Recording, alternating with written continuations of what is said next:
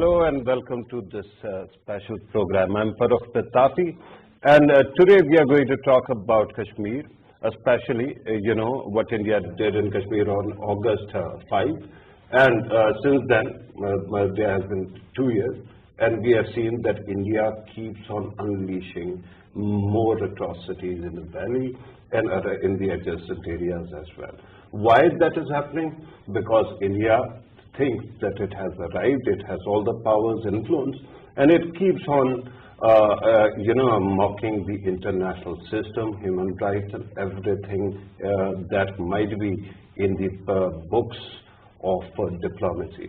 Today we are going to talk about that, and we have no better resource than the President of Azad Jammu and Kashmir, who also is a career diplomat, understands all these matters fully and deeply. We are going to ask her how exactly things are going to progress in coming days and how to force India to change its position. Of late we have heard about bilaterals, about possibility of peace building between the two countries, India and Pakistan. Is that even a possibility? We are going to do that. President Saab is here. Thank you very much, sir, for being part of Thank you so much for having me. Thank you very much for the time as well. Sir, let me first ask you, in this intervening period, has India stopped actually unleashing atrocities, or it continues incrementally? These past 2 years have been hell for the people of Jammu and Kashmir. I mean, you would recall the day, August the 5th, 2019, when Indian forces invaded and occupied the territory, and then they laid a siege to the territory. That siege continues up to this day. It started with communication lockdowns, but then everybody was imprisoned, incarcerated in their neighborhoods, in their houses, and now the entire land of Kashmir is besieged. That siege has not been lifted. Let me also tell you that during this period, India has amended land laws. It has amended domicile laws.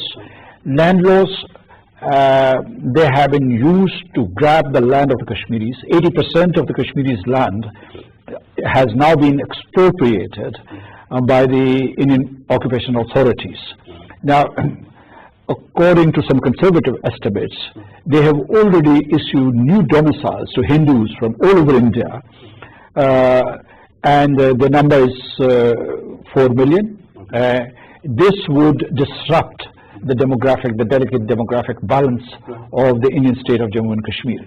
That's not all. Young men are being killed there every day in the so-called cordon search operations. Women have been dishonored. There are enforced disappearances, there are custodial killings.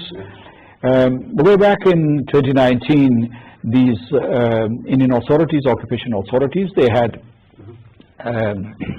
imprisoned or incarcerated some 14,000 young boys, as young as 10, 11, 12, teenagers mostly, and nobody knows what has happened to them.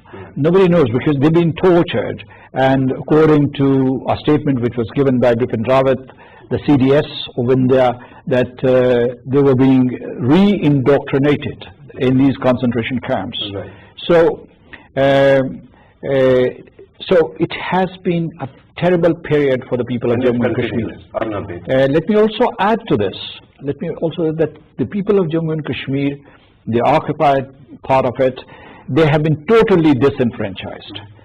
Their assembly, this puppet assembly that they used to have, this was dissolved in 2018. Yeah. So they did away with that semblance of representativeness. Yeah.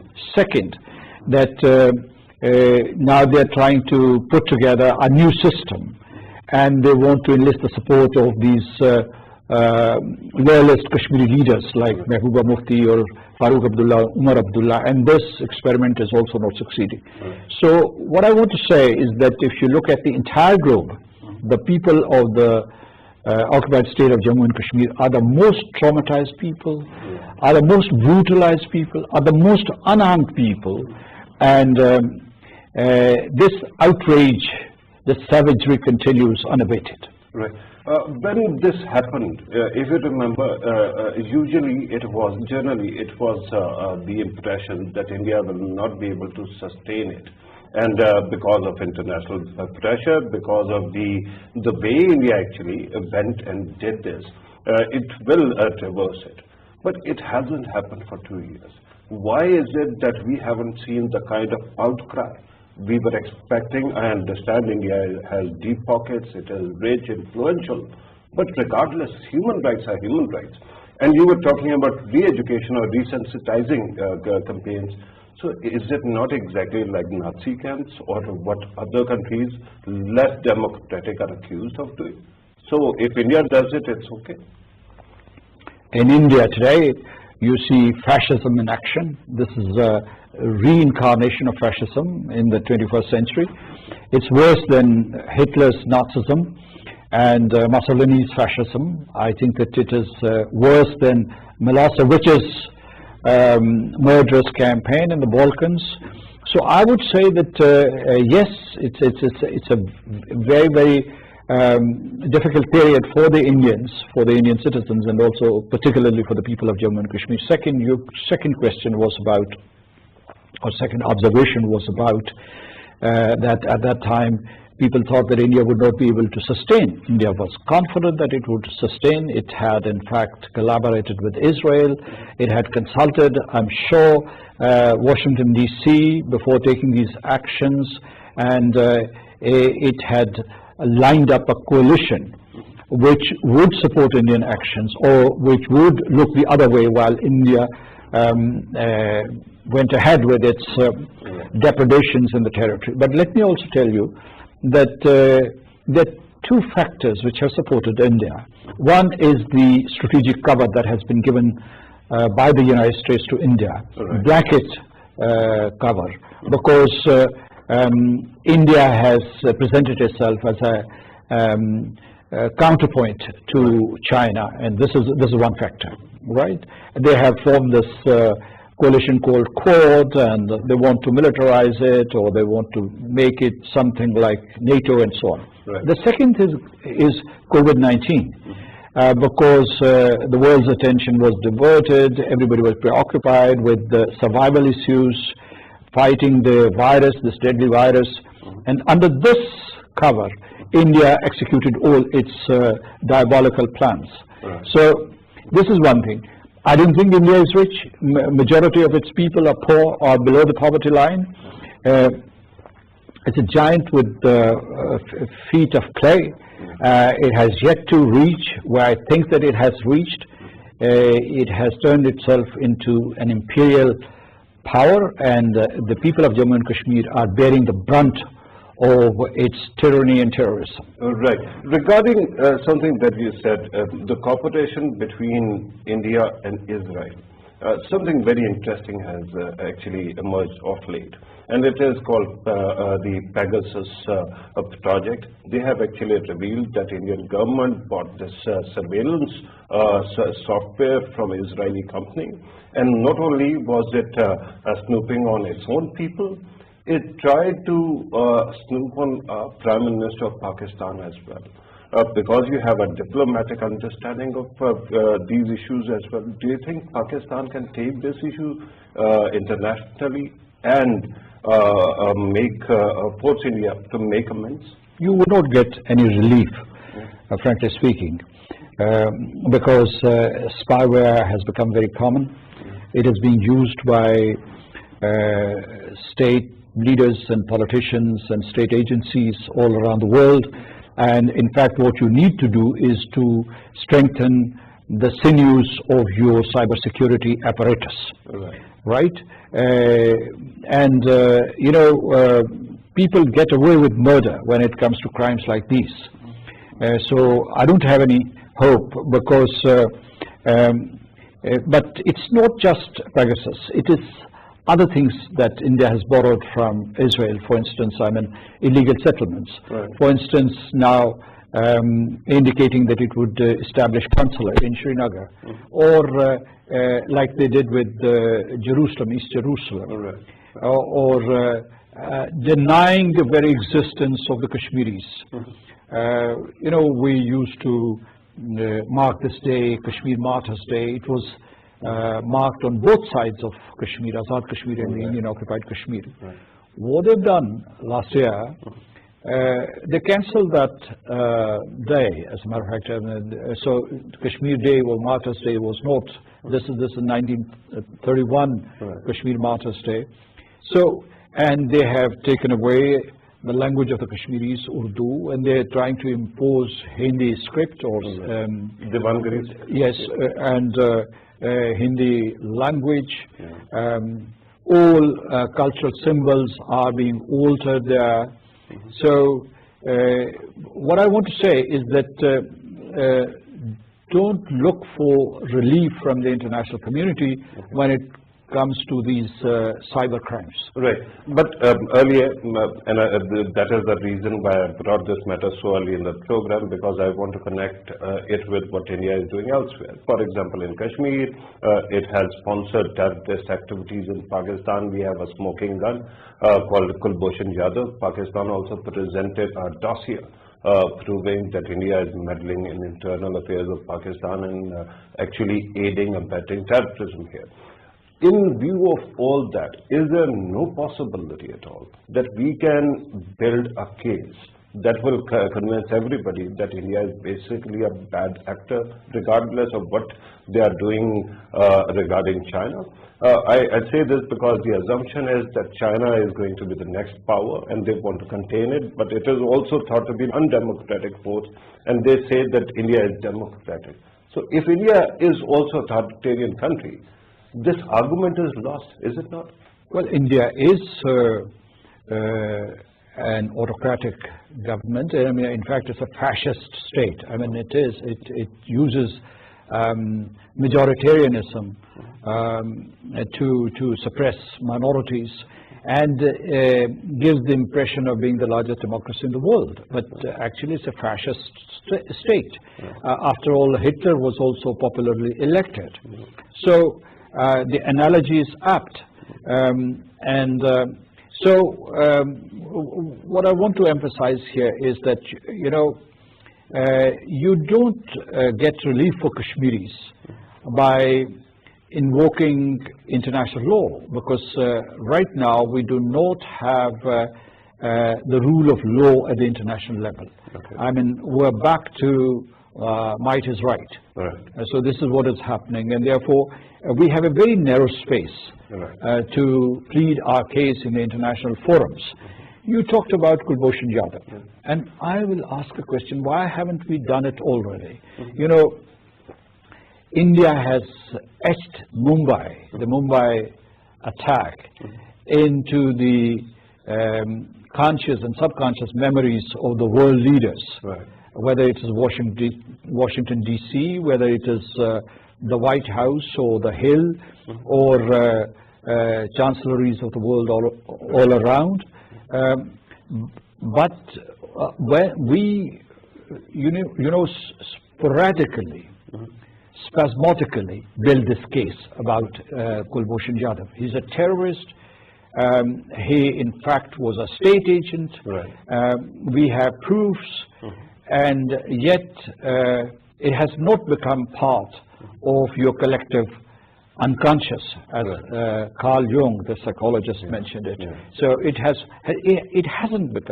has not become part of your common or popular lingo or diction. So you should have, we should have, I mean, why should I use the word you? We should have publicized it. And yes, we have sent these dossiers and communiques or communications, to be more precise, to the President of the Security Council and Secretary General of the United Nations, but that's not enough. Repetition is important. Repetition is the key. I think that the evidence about Indian crimes, whether it is war crimes or genocide or ethnic cleansing, these are being collated by the Pakistan Foreign Ministry, and they are being sent regularly to the United Nations. Right. And this documentation will help us. It is helping us now and in the future. Right. But regarding Mumbai attacks, it was said, or at least the foreign press keeps on telling us, that it was highlighted because other foreigners were also affected by the attack, right? In Pakistan, if India today is doing whatever we think it is doing, and recently the attacks on the Chinese office bearers are connected to their sponsored groups as well.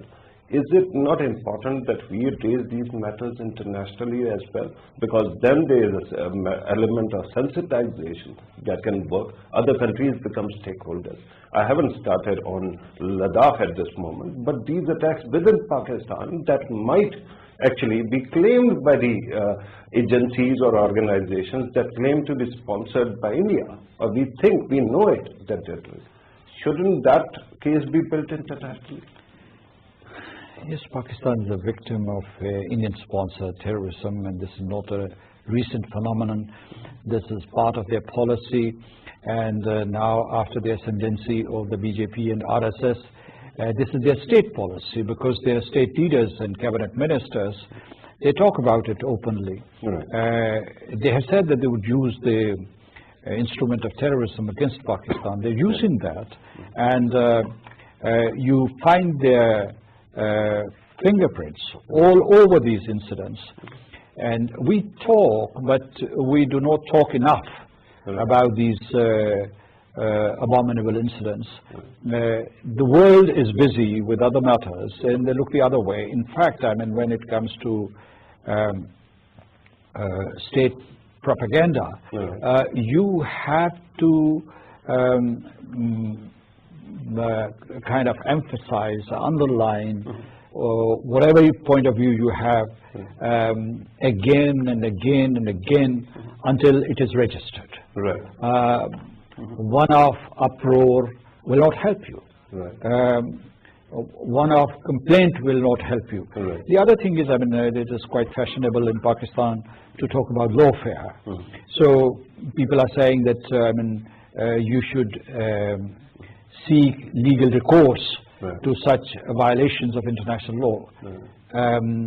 Absolutely right. We should do that. Okay. But I think that we should go to the places where you can raise such issues. The international judicial system, or bodies like the Human Rights Council, or let's say International Law Commission, ICJ. Nothing should be ruled out. Right. And that, I'm glad that you actually mentioned lawfare, because if you remember, 2 years ago, when this happened, right here I interviewed you, and we actually discussed the matter of lawfare as well. Why is it that we haven't pursued that angle at all for 2 years? I think that it is being deliberated. I think a strategy is being devised. Yes, I think 2 years, this delay is not acceptable. But at the same time, I think that this is a new kind of orientation that Pakistan required. India has been active on multiple fronts. I mean, the political front, the diplomatic front, the legal front, also the financial front, I mean, FATF, for instance. I mean, and they've been linking up these things. Right. Most of these charges that India has brought against Pakistan are trumped up. They're false, but somebody has to expose their falsehood. Otherwise, I mean, the world goes with interest. Why are these Western countries giving cover to India? And not because India is truthful, nor because India is presenting incontestable facts. They're giving cover to India because it is doing their bidding vis-a-vis China. Right. They're afraid of China. I mean, they're afraid of the rise of China. It is causing, in their mind, in the international system, in the international order. So that's why they think that India would bail them out. Right. And this is interesting, and I have to once again go to the example of Israel. There's a reason why, because of late, we have seen that international media, international powers even, have been critical, especially during the time of Netanyahu. They were openly critical of various aspects of their policy, right? And here we have this impression that Israel is very powerful, very influential. But astoundingly, while they keep on criticizing other allies, including the US government itself, India is barely covered in international media without a kid glove. They keep on projecting India as a friend or a happy, serene place. And I don't understand, so much has happened within India, within Kashmir, with China. But why is it that there is a kind of a block when it comes to mental block, when it comes to India's atrocities in Kashmir? You know, India is no more the holy cow that it used to be perceived some decades ago. Its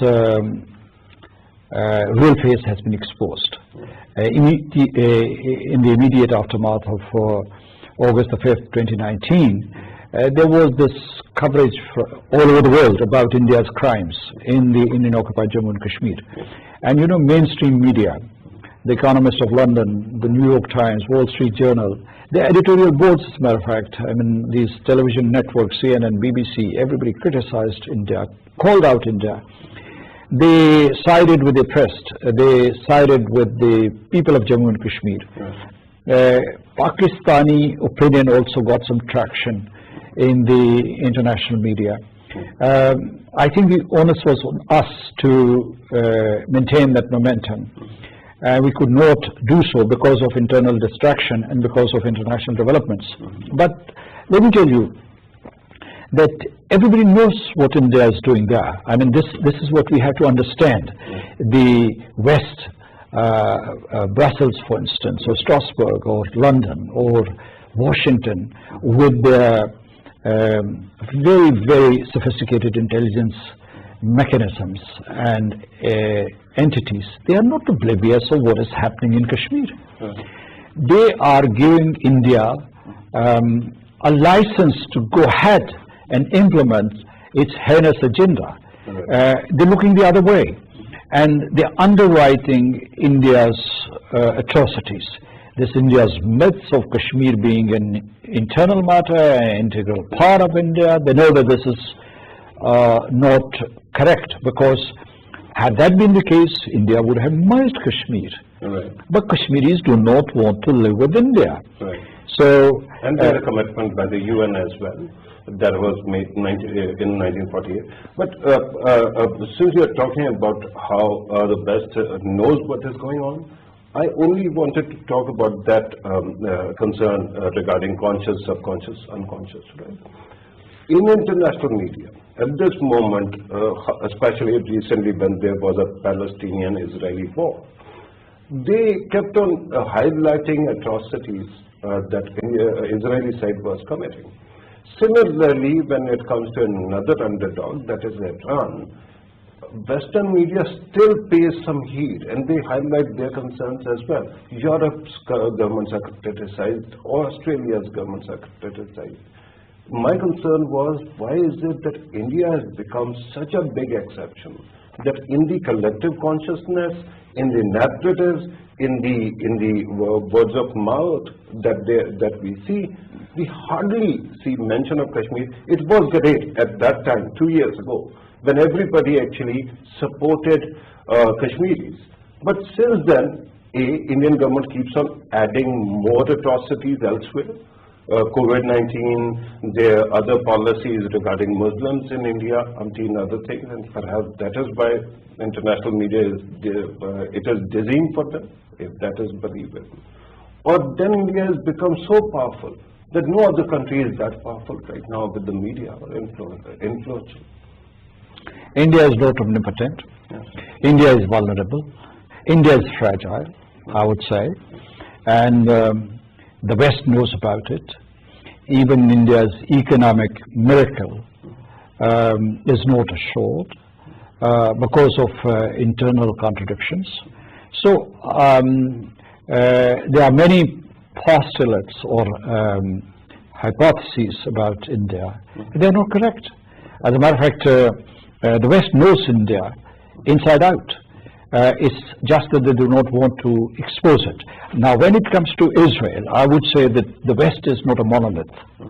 There's the US posture towards Israel, and there's the European Union's posture towards Israel. The United States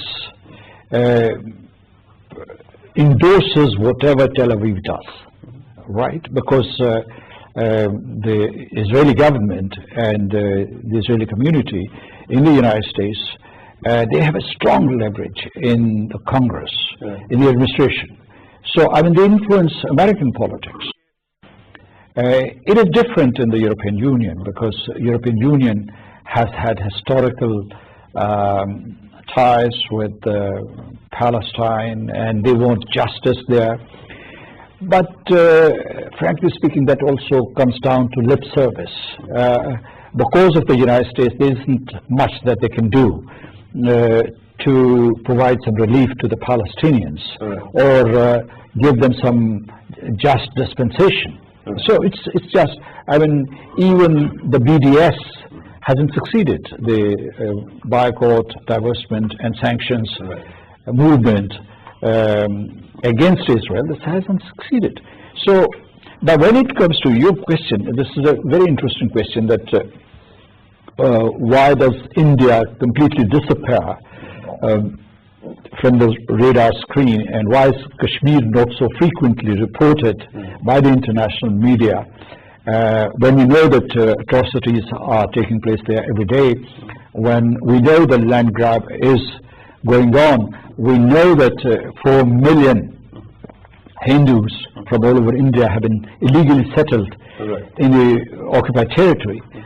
Why isn't it being reported? It is being reported. I mean, a couple of days ago, I think that there were 16 members of European Parliament who have criticized India.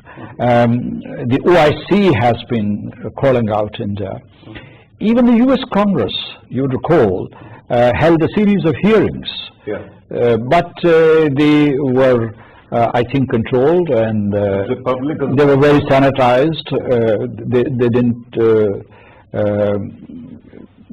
go for the jugular, so to say. But because of the geostrategic restraints, I would say.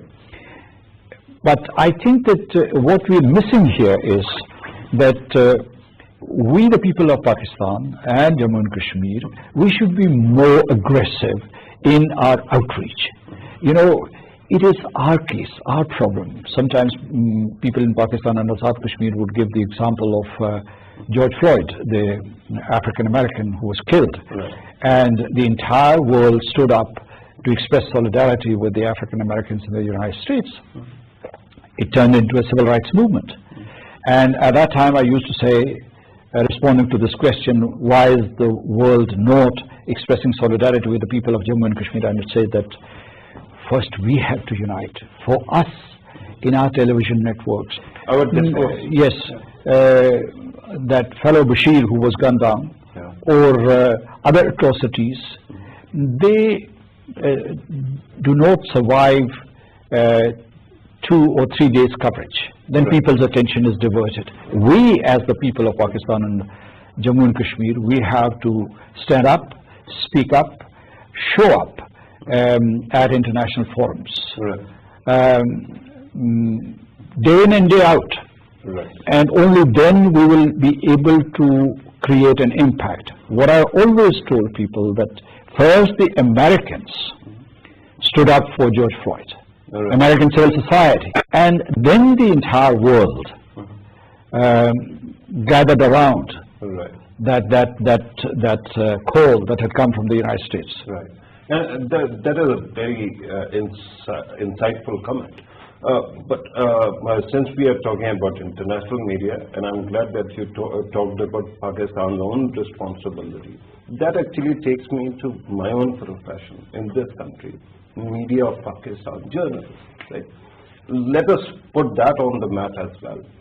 Let me ask you, why is it that when it comes to political issues, when it comes to other issues, every prime time show actually starts zeroing in on those things and continues the focus. But when it comes to Kashmir, our media, private media especially, we have 50 plus channels. Shouldn't they be talking about it daily? I don't see that happening.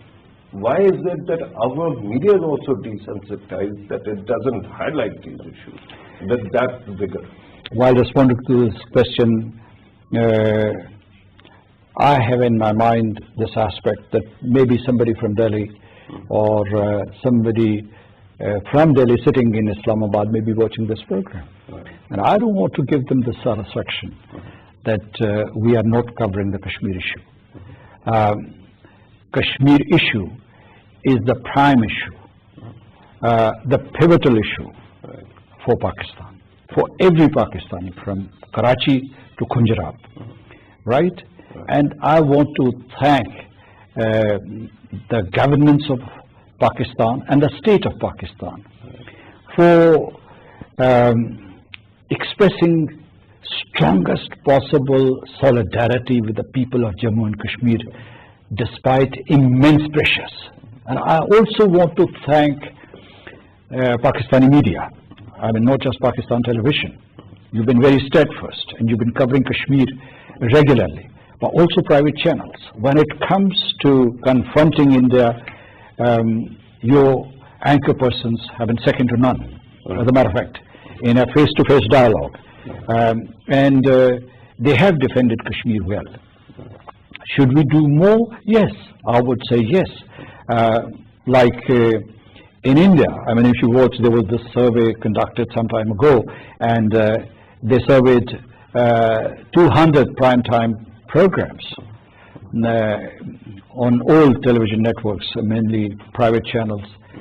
And you know, there was this very astonishing statistic. They said that 80 primetime programs were done on Pakistan and Kashmir. Yeah, right. So, I mean, we need to understand our eastern neighbor, its designs. I would say that we are not hate mongers. I mean, we do not want to hate India perpetually. We are South Asia. South Asia is a community, as a matter of fact. Our geographical unit. And I think that what India has to do, it has to recognize certain realities. Right. One is that Pakistan is an ideological state, and it has to not only survive but prosper in its own right, and they should drop all these plans to sabotage Pakistan. Second, they should recognize upfront that Kashmir is an issue that has to be resolved. Right. Only then we can start any kind of diplomacy. All right. These are the fundamentals. These are the parameters for any engagement. Right, absolutely so. And when one listens to the Prime Minister of Pakistan, your good self, the President of Pakistan as well, Army Chief, one is filled with this hope that Pakistan is focused on this matter and we are going to actually want to resolve this issue as quickly as possible, right? You were talking about Pakistani media. No matter whatever impression the Indian media gets, they are obsessed. But the concern at this moment is that we could have done a lot. It seems that the media forgets Kashmir often. PTV will never forget it. I used to do our Urdu program. Daily we used to mention Kashmir, right? But why is it that the media's landscape or discourse is not focusing on these matters more? First of all, as you rightly pointed out, we have to actually start this activism on streets and within our country. And then we'll be able to convince the rest of the world that this has to be done. Won't happen if on August 5, 2019, everyone is rallies to the cause. But then media forgets about it. I would say that if India is a titan or giant, why is it afraid of Pakistan? Why is it obsessed with Kashmir? Why is it that out of 200 programs, primetime programs, that their television networks do, 80 are on Pakistan and Kashmir? Why is it that the bulk of the Indian forces are deployed in the Indian-occupied Jammu and Kashmir? Why? Because there must be some potential in Pakistan. There must be something that they're afraid of. And otherwise they should concentrate on their own polity, their economic problems. But whatever ambitions they have for their aggrandizement, they're using Pakistan as a fulcrum, as a platform. So I would say that this is a challenge for Pakistan. I mean, as far as the people of Jammu and Kashmir are concerned, despite all these provisions and sufferings, they have vowed that they would get their liberty, they would get their right to self-determination, no matter what happens. And they look towards Pakistan, to Islamabad, to 220 million people of Pakistan, because they know that they are their not only brothers and sisters, but their sovereign window to the international community. Second is that this is an opportunity for Pakistan to build itself as a strong, secure and prosperous state, because that's the only way that you will be able to safeguard your vital national interests and be part of the community of nations, to not just confront India, but to emerge as an equal of India. This has happened before. I mean, I always give the example of Japan. Japan is a small country. I mean, the territory, the population. It is the third largest economy in the world. Right. Yes. And Pakistan is compact. Pakistan has rich natural resources. It has rich human capital. So we do everything vis-a-vis India in an asymmetric manner, whether it is defense or whether it is any other sports or any other area. Let's also pursue this asymmetric strategy in economy. Pakistan should have this ambition that it should be amongst the top 10 economies of the world in 2040 or 2050. All right. Inshallah, that will happen. But let us come back to Kashmir and the elections that took place. We understand that on one side, India keeps on stripping, Kashmir, illegally occupied Kashmir, of all the, rights. And on the other side, Pakistan has conducted successfully these elections. Now that a new government is formed or is being formed, what can the new government do to ensure that Kashmir issue stays on global radar and it is highlighted? Well, before responding to your question, let me first contrast the situation in the Indian-occupied Jammu and Kashmir and Azad Kashmir. In the recent past, we held elections. All political parties participated in the elections. All sorts of views were expressed, for and against. There was this passion and enthusiasm. The turnout was very high, and the entire Pakistan was watching these elections. On the other side, they have dismantled the assembly. They have also taken away basic freedoms and all civil, political and economic rights of the Kashmiris. Kashmiris are unrepresented in any forum. So, and they do not have the right to speak. I mean, in one of my recent statements, I said that, sarcastically of course, that the day would come, I dread, when loud breathing would also be treated as a treasonable act in the Indian-occupied Jammu and Kashmir. I mean, where they are going around. What's happening there, just digressing a bit, I will tell you that nobody is sending so-called militants across the line of control. Everybody knows, from Azad Kashmir. Everybody knows. Why do the Indians say, or why does the DG police say that they have 200 militants there? Because they have planted them. They have planted them for false flag operations. And usually you use them as an excuse to target and kill and eliminate non-combatants. These people who are pursuing their freedom movement peacefully. And to give this false impression to the rest of the world that there is militancy, these 900,000 troops are fighting 200 militants. Hence the small number of militants for which 900,000 troops have been deployed.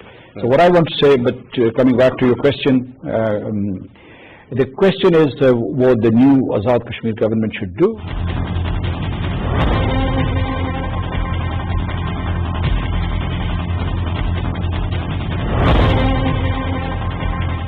کروڑوں نہیں اربوں روپے کی corruption میں ملوث ہے. اگر نواز شریف کے جو ویزے کی توسیع کا معاملہ ہے، اس کے بعد ان کے پاس جو آپشنز ہیں وہ دو تین ہیں. پہلی آپشن تو یہ ہے کہ وہ پاکستان کی ایمبیسی میں جائیں، وہاں پہ ان کو جو عارضی پاسپورٹ کی جگہ کے اوپر ڈاکومنٹیشن ہے، دستاویزات ہیں، وہ دی جائیں گی. اس دستاویزات کے اوپر وہ پاکستان ٹریول کریں اور واپس آئیں، اور یہاں پہ وہ جیل جائیں گے اور اس کے بعد اپنے مقدمے کا لڑیں گے. دوسری صورتحال یہ ہے کہ وہ اس کو چیلنج کریں گے، اور چیلنج بھی اگر وہ کریں گے، اس کے خلاف اپیل میں جائیں گے، ان کے پاس کوئی گراؤنڈ نہیں ہے کیونکہ وہ بیمار نہیں ہے. اور آپ کے سامنے وہ برطانیہ میں جس طرح سے چل پھر رہے ہیں، ریسٹورنٹس میں جا رہے ہیں، ظاہر ہے وہ بیمار نہیں ہے، اور وہ پھر ایک اور جھوٹ بولیں گے برطانوی عدالتوں سے، اور پھر ان کو برطانوی عدالتوں سے بھی سزا ہو سکتی ہے اگر وہ جھوٹ بولیں. سو میری رائے میں نواز شریف صاحب کو پاکستان کی ایمبیسی میں جا کے عارضی سفری دستاویزات لینی چاہیے اور پاکستان آنا چاہیے، اور یہاں پر